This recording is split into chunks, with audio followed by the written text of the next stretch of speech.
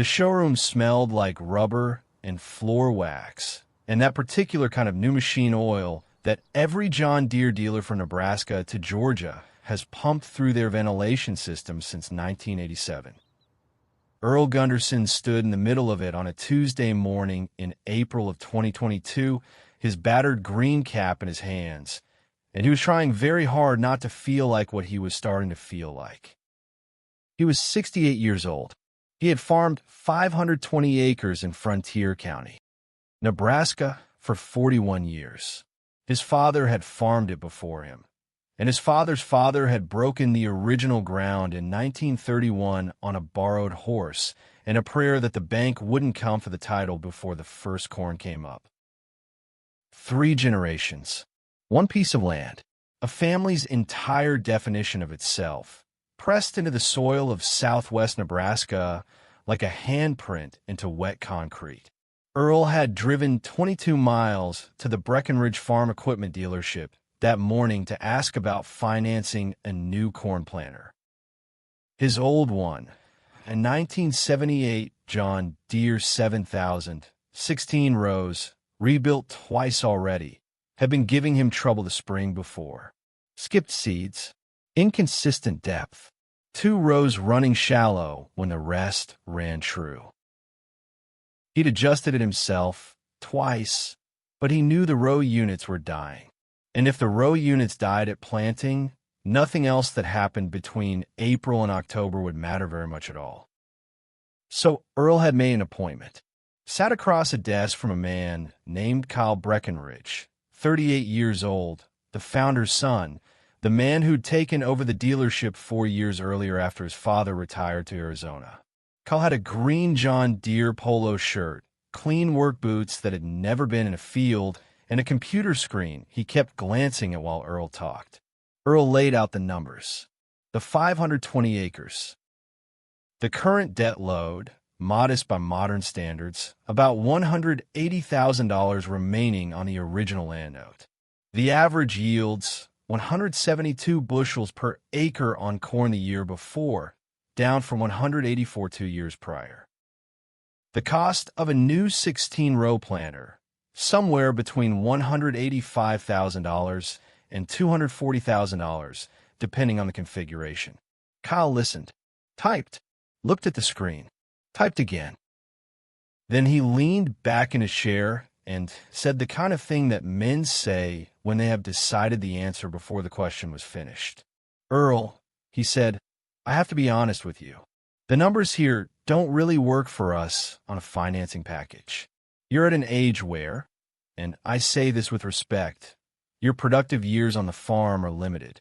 The loan amortization on a new planter at your scale doesn't pencil out. What you probably ought to be looking at is whether it makes sense to keep running the operation at all, or whether it might be time to talk to a land broker. He said the words kindly. That was the worst part. He said them the way a doctor delivers a prognosis he's already made peace with to a patient who hasn't yet. Earl sat with that for a moment. He put his cap back on his head. He thanked Kyle Breckenridge for his time. He drove the 22 miles back to his farm on Highway 18 in a silence, so complete he could hear the gravel ticking against the underside of his truck and the particular way his heater fan hummed when it was losing its belt, which it had been doing since February. He did not call his son in Lincoln. He did not call anyone. He pulled into his gravel driveway, parked in front of the barn, and sat in the truck for a long time looking at nothing in particular. And then he got out, opened the barn door, and looked at the 1978 John Deere 7000 planter that had been sitting against the north wall since the previous October. He stood there for 11 minutes. I know that because his neighbor, Darrell Frick, was driving past on a service road and saw the barn door open and Earl standing in front of that machine like a man at a graveside. What happened in that barn over the next 16 months is the kind of story that most of the people who were watching it unfold, including his own son, were absolutely certain was going to end in disaster. They were wrong. But we should start at the beginning. Before we go further, I want to ask you something directly. Has there ever been a week in your life, maybe just one week, where you genuinely did not know if what you'd worked for your whole life was going to survive? Not a slow bad season. I mean a specific week, a specific moment, where the ground felt like it was moving under your feet and there was nothing to hold on to. You don't have to tell me the details. Just tell me what year. Drop it in the comments below, because I think more of you know that feeling than would ever admit out loud. The consequence was this. If Earl Gunderson did not plant 520 acres of corn by mid-May 2023, he would miss his only window. If he missed his window, the bank note would come due in October with nothing to show against it. And if that happened, Frontier County would be looking at a foreclosure sale on a piece of land that had belonged to the Gunderson family for over 90 years. That was the math. That was the clock. And the machine he was planning to plant with was 44 years old. You need to understand what kind of man Earl Gunderson was before you can understand what he did in that barn. He was not a man who talked much.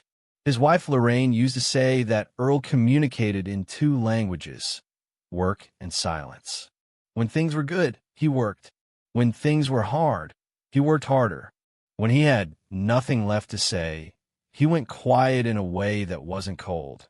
It was just the silence of a man who had learned that most of what needed to be said was better said by showing up at 4:30 in the morning and staying until the light was gone.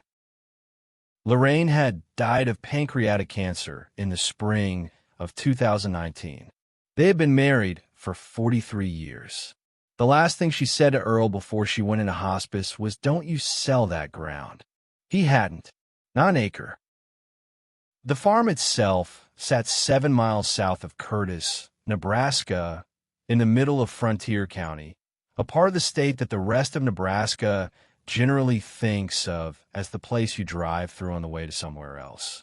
Flat in the east, then rolling into the low sand hills as you move north. The kind of country where the sky is so large it can feel like a personal opinion about your smallness. Earl's grandfather, Gunnar Gunderson, had originally taken out a federal land bank loan in 1931 to buy the first 200 acres. He'd planted sorghum the first 3 years because the corn yields were too unpredictable and the bank needed something reliable. In the 1940s, Earl's father, Walter, had added another 180 acres from a neighbor who'd given up after a dry summer in 1948. And in 1983, when Earl was 29 years old and newly married to Lorraine, he'd used the farmstead as collateral to purchase the final 140 acres from the estate of an elderly widow named Mabel Turnquist, bringing the total to 520 acres. 520 acres sounds like a lot until you price out what it costs to plant, spray, fertilize, and harvest it in 2022. Earl was running a corn-only rotation with a cover crop seeded after harvest to hold the soil. He owned his planter, his sprayer, a 2003 Case IH that ran more or less, and a 1999 John Deere 9400 combine that he maintained himself and had rebuilt the header on twice. He had one full-time hired hand named Danny Cole, who was 56 and had worked for the Gundersons since he was 22, and who showed up every morning regardless of weather, and who was the closest thing Earl had to a friend since Lorraine passed. The debt was not catastrophic, $180,000 remaining on the original land note, at a fixed rate from 2009. But margins in corn were thin, and had been thin for years. The previous season's average yield of 172 bushels per acre had produced gross revenue of roughly $176,000 at the prices Earl got for his contract bushels. After inputs, seed, fertilizer, herbicide, diesel, insurance, Danny's wage, he was left with somewhere between $18,000 and $26,000 in net income, depending on the year. That was a survivable operation. It was not a comfortable one. Earl had known for 2 years that the planter was the problem. A corn planter is not simply a tool that drops seeds into the ground. It is a precision machine. Seed spacing, depth consistency, and downforce pressure are the variables that determine yield more than almost any other factor in the growing season. When a planter is skipping seeds or running shallow, you lose potential yield in ways you can never recover in July, no matter how good the rain is. His neighbor, Terry Bowling, had bought a new John Deere ExactEmerge planter in 2020, a $220,000 machine with electronic drive, individual row monitoring, and the kind of seed placement accuracy that Earl's 1978 machine could not touch. Terry had pulled 198 bushels per acre that fall on the same ground type that Earl was pulling 172 on. The same soil, the same rainfall, the same hybrid seed from the same dealer. 26 bushels per acre difference on 520 acres. At corn prices near $5.50 a bushel, that was roughly $74,000 in revenue sitting on the table between the two farms. Revenue that Earl did not have and Terry did. That was what Earl had taken to Kyle Breckenridge. That was what Kyle Breckenridge had turned away. Earl had one son, Marcus, who was 41 and lived in Lincoln, where he worked in commercial real estate. Marcus had grown up on the farm, had helped from the time he could walk, and had left for college in 1999 with a specific goal of never coming back to Frontier County. That was not a secret between them. Marcus had never said he hated the farm. He had said once, when he was 19 years old, that he wanted a life that didn't depend on rain. Earl had never forgotten that sentence.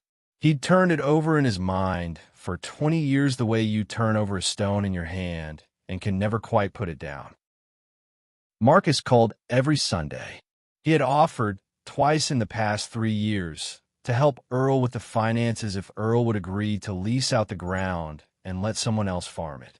Earl had declined both times, and the subject had settled between them like sediment in still water, present but not disturbed.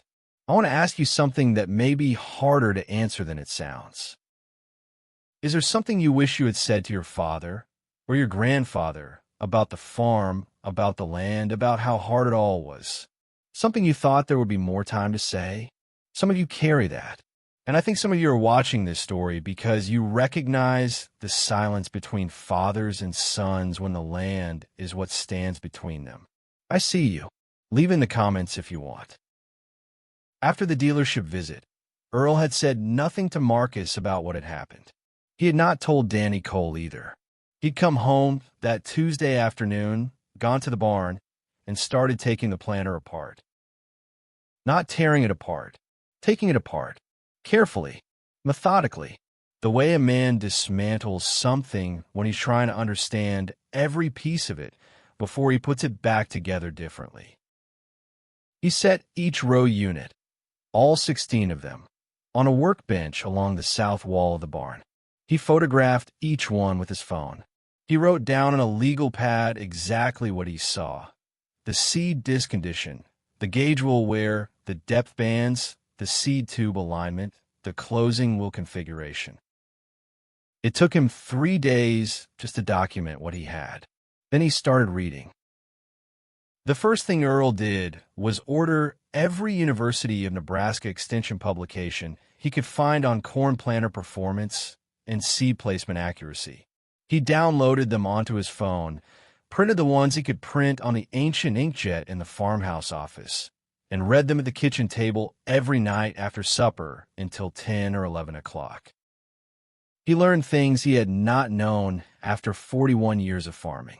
Or rather, he learned the language for things he had suspected but couldn't name. He learned that in corn production, planter singulation, the precise one-at-a-time delivery of individual seeds, is responsible for as much as 15 to 20% of a field's final yield potential.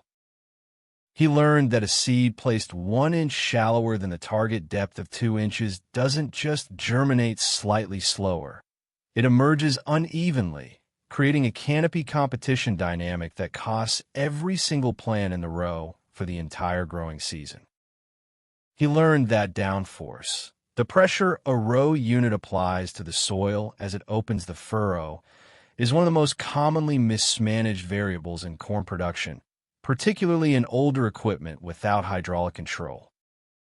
He learned, in other words, exactly why his 1978 planter was costing him 26 bushels per acre. And he learned something else that he had not expected to learn from a university extension document. The technology that made Kyle Breckenridge's $220,000 ExactEmerge machine so effective, the individual row electric drives, the pneumatic downforce control, the optical seed sensing, had a DIY equivalent. Not as precise, not as clean, not something you'd find at a trade show. But there were farmers, mostly in Indiana and Ohio, who had been retrofitting older planters with aftermarket row cleaners, custom wound downforce springs, and modified seed tubes, and posting about in online forums and Facebook groups that Earl had, until recently, never heard of. He found one forum in particular, an outfit called PlantingUniversity.com, where a retired machinist in Decatur, Indiana named Gerald Moser had documented, in exhaustive photographic detail, his rebuild of a 1980 John Deere 7000 over 2 winters. Gerald had fabricated custom downforce springs from stock rod material. He had replaced the original seed discs with a new generation aftermarket disc from a small company in Ames, Iowa. He had modified the seed tubes with a brush insert that eliminated seed bounce at high speeds. His yields had gone from 168 bushels per acre to 193. Earl read Gerald Moser's posts 3 times. Then he sent him a message. Gerald wrote back within 4 hours. They talked on the phone for nearly 2 hours that first night. Gerald was 72. He'd never sold anything. He just liked fixing things and liked farmers. He told Earl everything he knew. That was the moment Danny Cole told me later that I knew Earl wasn't going to give up, because he found someone who'd already done it, and when Earl Gunderson finds a map, he follows it to the end. The work itself began in earnest the following week. Earl started with the row units, all 16 of them, stripping them to bare iron, cleaning 44 years of built-up grease and crop residue, and inspecting every component with a flashlight and a machinist's loop he'd ordered off Amazon for $14. Worn seed discs were ordered from the Ames, Iowa company Gerald had recommended, $12 a piece for units that cost $85 from the John Deere parts desk. Custom downforce springs were sourced from a farm supply in Beatrice, Nebraska, and modified in Earl's shop with a vise, a propane torch, and a coil winding jig he built himself from steel rod and a piece of lumber. He was in the barn by 5:30 every morning and rarely came in before dark. Danny helped when he could, but Danny's primary job that fall and winter was to keep the rest of the equipment running. The sprayer needed a pump overhaul, the combine's feeder house was throwing an error code, and the grain bins needed new aeration fans before the next harvest went in. So Earl worked mostly alone, and Marcus drove out from Lincoln on a Saturday in late November to check on his father. What he found was his 68-year-old father lying on his back on a cold concrete barn floor in the middle of a Nebraska winter, welding a bracket onto a planter frame with a wire feed welder, wearing a cracked face shield and a work coat, so old the insulation had compressed into nothing. Marcus stood in the barn door for a full minute before Earl noticed him. "Dad," Marcus said, "what are you doing?" Earl rolled out from under the planter. He pulled off the face shield. His face was smudged with grease and the particular pallor of a man who has been outside in cold, dry air all day. "Rebuilding the planter," Earl said. "I can see that. How long have you been at this?" "Since April." Marcus looked at the row of disassembled row units on the workbench. The legal pads, the coffee cans of sorted hardware, the printed forum posts pinned to the barn wall with thumbtacks. He looked at his father's hands, cracked across the knuckles, the left index finger wrapped in electrical tape from a cut that hadn't had time to heal properly. "Dad," he said again, but this time with something different in his voice. Not anger. Something that scared Marcus more than anger. Something that looked like fear. "Did you ever watch a parent work a piece of land or a piece of something so hard it frightened you? Not just tired. I mean the kind of tired that runs deeper than one night's sleep can fix. The kind where you look at them and think, how much more of this is there left in them?" Leave a comment, because I think that moment, when you realize your parent is mortal and they still won't stop, is one of the heaviest things a person can carry. Earl looked at his son for a moment.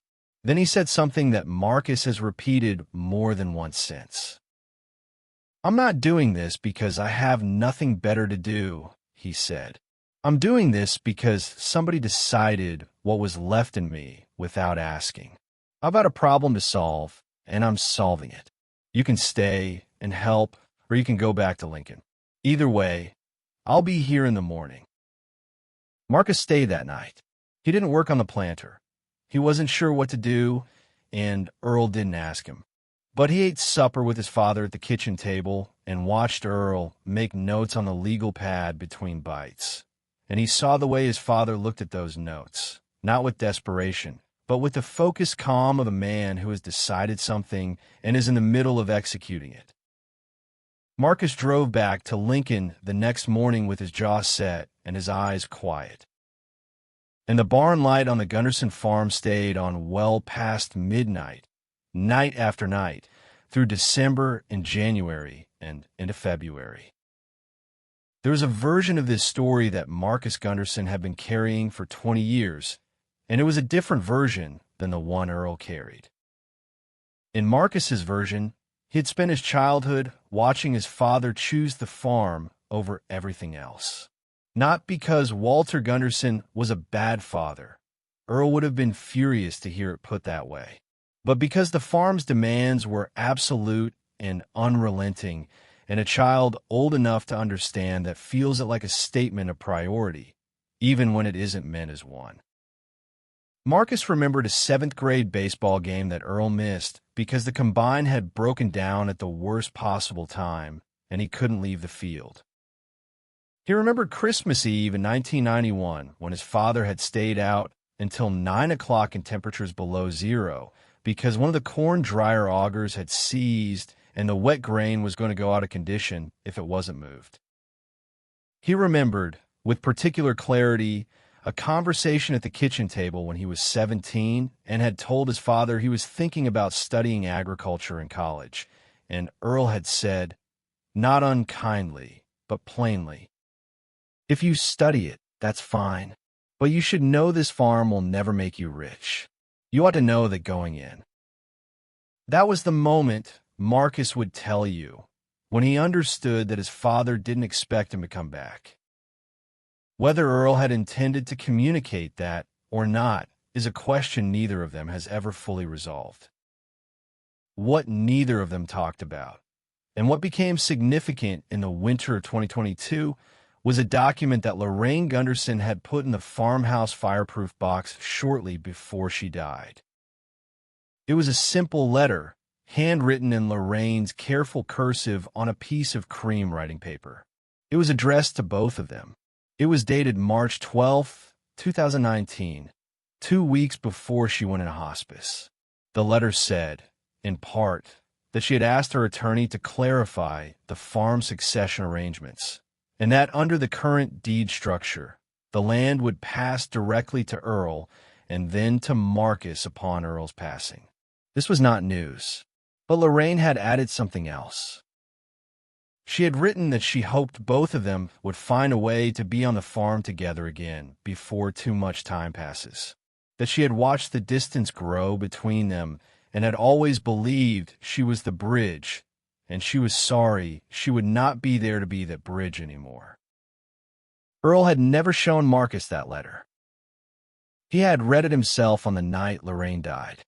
He had put it back in the fireproof box. And for 3 years, it had sat there unread by anyone else. When Marcus came back in November of 2022, he did not know the letter existed. Earl did not tell him. Earl would not, in fact, mention the letter for another 8 months. Why he kept it back is something Earl has never fully explained. The closest he came was a remark he made to Danny Cole in February in the barn while they were threading the rebuilt row units back onto the planter frame. Some things, Earl said, a man has to settle in himself before he can bring anyone else in. Danny didn't ask him to say more. He was that kind of friend. The other fracture, the one that was older and quieter, was between Earl and his own sense of what he was allowed to need. Earl had never asked anyone for help without paying for it. Never asked a neighbor to put in a day's work without showing up at their place the following week with his tractor and his time. Never borrowed a piece of equipment without returning it cleaner than he'd received it. He had a kind of pride about self-sufficiency that was not stubbornness exactly. It was more like a theology, a conviction that a man's right to stand on his own land depended on his ability to handle what the land demanded. When the John Deere dealer had told him to quit, he had not heard it as business advice. He had heard it as a verdict on his worth. And he was building a counter-argument in his barn, row unit by row unit, winter into spring, with cold hands and a propane torch and a machinist in Indiana on the other end of a phone line. Earl had not been a particularly vocal man about his faith. Lorraine had been the one who organized the church schedule, who remembered to write the tithe check, who quoted scripture without making it sound like a weapon. Earl had sat beside her in the fourth pew from the front of Curtis Evangelical Church every Sunday for 43 years and listened and, more often than he might have admitted, believed. But faith, for Earl, was not something he displayed. It was something he relied on the way he relied on the water table. Not constantly visible, not something he thought about in good weather, but something he understood was underneath everything and was either there or it wasn't. The night he understood the planter rebuild might actually work, a Thursday in mid-January, when he'd reassembled 4 test row units with all the modifications Gerald Moser had described and run them across a wooden test jig he'd built in the barn, was the night he said the only prayer he could clearly remember saying that wasn't at a meal or a funeral. He sat on an overturned 5-gallon bucket in the barn. The shop light above him hummed. Outside, the temperature was 11 degrees. He had 4 row units rebuilt and aligned. He had 12 to go. He didn't say anything elaborate. Earl wasn't that kind of man. He just said, out loud, into the cold barn air, "Lord, I'm asking you to let this be enough. Not more than I can do. Just enough." Then he got up, picked up his wrench, and went back to work. That was how faith worked for Earl Gunderson. Not as rescue, as permission to keep going. In Lorraine's Bible, still on the kitchen table, still open to wherever she'd last put it down, there was a passage in Isaiah that Earl had read twice in the weeks after she died and had not been able to unsee since. He'd memorized it without meaning to. "They that wait upon the Lord shall renew their strength. They shall mount up with wings as eagles. They shall run and not be weary. They shall walk and not faint." He had never once, in 41 years of farming, mounted up with wings as eagles. He had never run. He had, most days, walked. And he had been weary. He had been very, very weary. But he had not fainted. And in January 2023, that felt like enough of a promise to get him to the next morning. In February of 2023, Earl received a letter from AgCredit of Nebraska, the agricultural lending cooperative that held his land note. It was not a foreclosure notice. Not yet. But it was a formal notification that his loan was up for its 5-year review in June of that year, and that the review would require current financial statements, a current appraisal of the property, and an updated agricultural operation plan. Earl had been through these reviews before. They were standard, routine. He had never failed one. But this time, there was a second paragraph that had not appeared in the previous review notices. The second paragraph noted that the loan's current balance of $178,400 represented a debt-to-asset ratio that, given recent land value assessments in Frontier County, placed the loan at the outer edge of their approved risk threshold. The letter asked Earl to confirm, in writing, that his 2023 growing season was fully financed and that his operating plan was sound. Earl read the letter at the kitchen table. He set it down. He poured another cup of coffee. He read it again. The operating plan they were asking about was the plan that depended on the rebuilt planter working. He had 9 row units complete. He had 7 to go. Planting time in Frontier County was approximately 10 weeks away. He called Danny Cole that morning and told him to clear his schedule for the next 3 weekends. They were going to work Saturdays and Sundays on the barn until the planter was done. Danny said fine. Earl also did something he had not done in a long time. He called Marcus. He didn't tell him about the ag credit letter.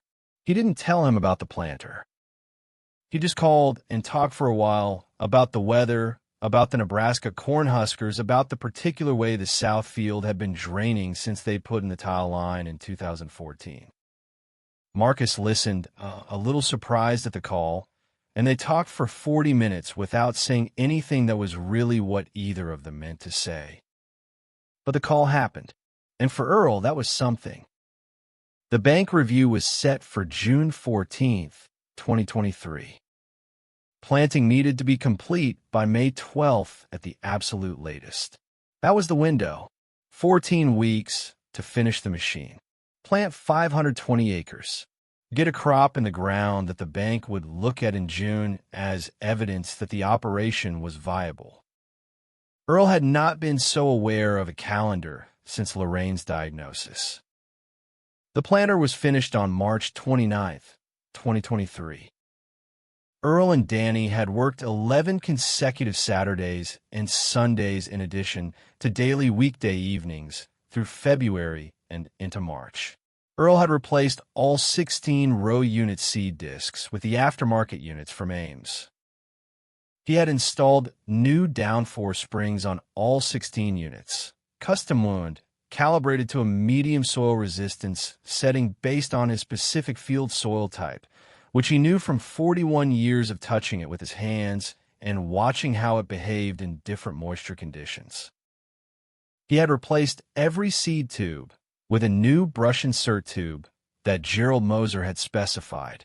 He had rebuilt the metering system on 14 of the 16 seed drums. He had replaced 4-gauge wheel tires and 2 closing wheel assemblies. He had recalibrated the planter's entire frame geometry with a string line and a level. Total cost of parts and materials, $4,340. He had also done something that was harder to quantify. He had built a simple downforce monitoring rig, a pressure gauge plumbed into the hydraulic downforce circuit on each wing that allowed him to see from the tractor cab whether his row units were maintaining consistent ground contact. It wasn't electronic. It wasn't digital. It was a salvaged hydraulic gauge from a tractor that had been parted out in 2019, mounted to a steel plate he'd welded to the planter frame, with a clear plastic tube running to each wing. Crude, effective, his. He pulled the finished planter out of the barn on a Tuesday afternoon when the temperature had finally climbed above 40 degrees, and he walked the length of it in the March sunlight. Danny stood behind him. Neither of them said anything for a while. Then Danny said, "You think it'll work?" Earl looked at the machine for a moment. "I think it'll plant," he said. "The ground will tell us the rest."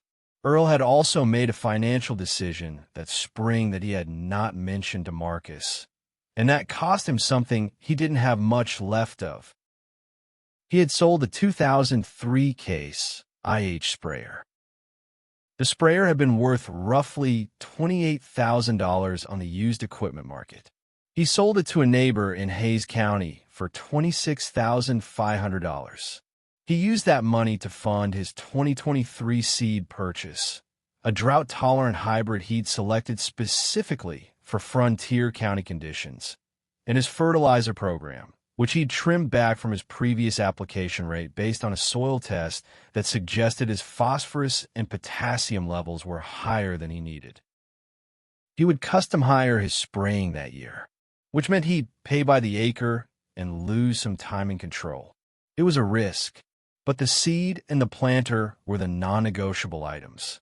Everything else could be managed around them. Marcus found out about the sprayer sale in April. He was not happy.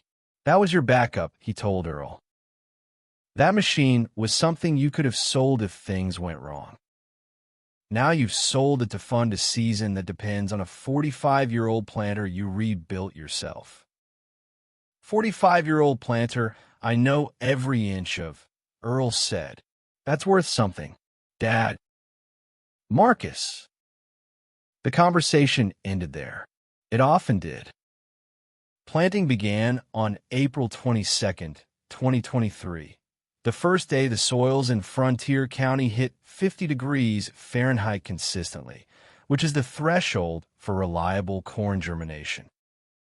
Earl started in the south field, where the soil drained fastest and warmed soonest. He ran the tractor at 5 miles per hour, slightly slower than the modern standard, to give the modified row units the best possible seed placement accuracy. He ran 16 rows at a time across fields that had last been planted with a planter losing 2 rows. For the first hour, he stopped at every headland to walk back and check the row openings with a probe, checking depth, checking furrow closure, checking seed spacing by digging several spots in each pass. What he found made him stop walking quite so fast. The depth was consistent, 2 inches plus or minus a quarter inch. Every row.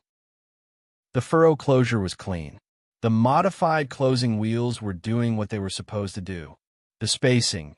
He counted seeds in a 12-foot section on 3 different rows. Was close to the target of 32,000 seeds per acre. Not perfect, but closer than anything his old planter had ever produced. He called Gerald Moser in Indiana that night from the tractor cab. "How'd it go?" Gerald asked. "She planted," Earl said. There was a pause, and then Gerald said, "That's what she was supposed to do." Planting was complete on May 8th, for days ahead of Earl's deadline. The summer of 2023 was not an easy summer in Frontier County. June was dry, not catastrophically so, but below average rainfall for the critical pollination period. The heat in July pushed above 95 degrees for 11 consecutive days, which is the kind of run that causes corn plants to abort ears if they're stressed. Earl's corn was not stressed in the way that triggers ear abort, because the modified planter had put the seed at a consistent depth, which meant the roots had developed uniformly, which meant the plants had the root mass to pull moisture from deeper in the soil profile during the dry stretch. That's not Earl's analysis.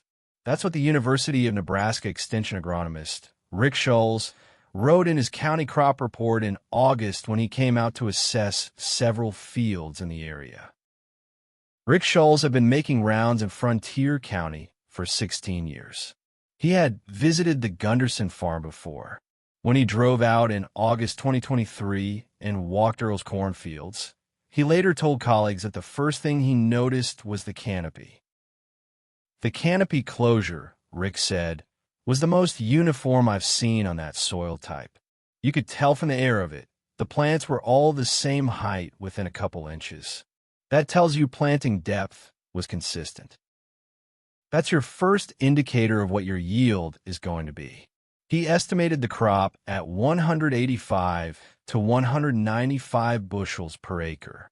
A very strong year for that geography in those conditions. He was wrong, but he was wrong on the low side. Harvest began the last week of September.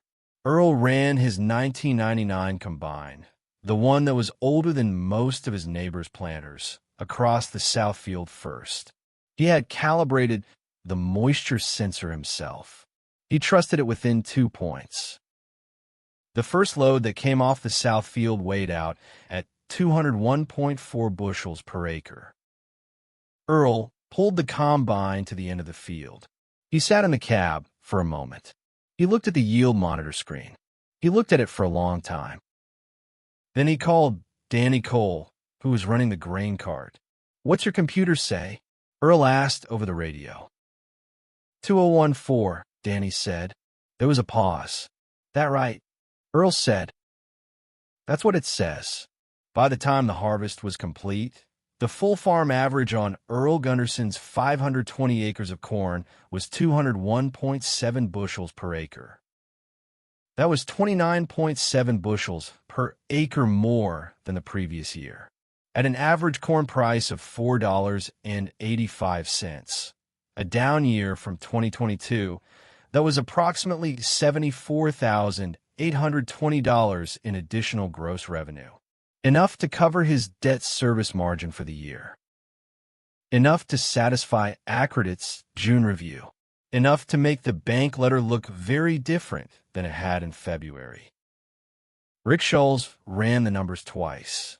Then he called the University of Nebraska Extension office in Lincoln and told them what he'd found. They asked him to document the planter modifications Earl had made. He called Earl and asked if he'd be willing to share the technical details. Earl said he'd think about it. He thought about it for 2 days. Then he said yes. Rick wrote a field report. It was shared internally within the Nebraska Extension system. And then something happened that neither Earl nor Rick had anticipated. One of the extension agronomists forwarded the report to a colleague at a precision agriculture conference in Omaha in November 2023. That colleague shared it in a session on low-cost planter upgrades for small and mid-sized operations.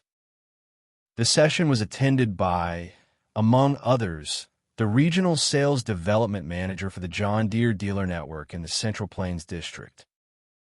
His name was Brad Ellingson. He was based in Grand Island. By December 2023, Brad Ellingson had tracked down Earl Gunderson's phone number.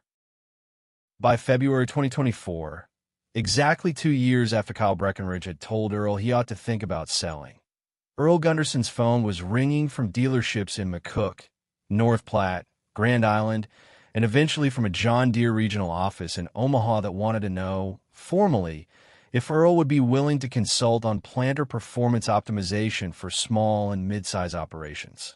Earl picked up every call. He answered every question. He did not charge anyone for it, because it didn't occur to him that he should. He gave them everything he'd learned for free, the same way Gerald Moser in Indiana had given it to him. Kyle Breckenridge never called. I mentioned that not to be petty about it, though I imagine Earl noticed it, but because it matters to the shape of this story. The institution that had told Earl he was finished did not reach back. The regional rep called. The agronomist called. Other dealers called. Kyle Breckenridge, who had known Earl Gunderson for 20 years, did not call. Earl didn't talk about it much, but Danny Cole said that when the calls started coming in from Grand Island and Omaha, Earl had set his phone down after one of them and just sat for a moment at the kitchen table and said, "Funny how that works." That was all he said. Funny how that works. He planted again in 2024 with the same rebuilt planter, which he'd continued to maintain and refine through the winter. He'd added a seed population monitor borrowed from a precision AG dealer in Hayes County. They'd lent it to him free of charge after hearing his story. His 2024 yield average was 198 bushels per acre in a somewhat better rainfall year. Still not what a new ExactEmerge would produce, but 26 bushels above his 2021 baseline and 3 bushels above his neighbor Terry Bowling's new machine average for the same year.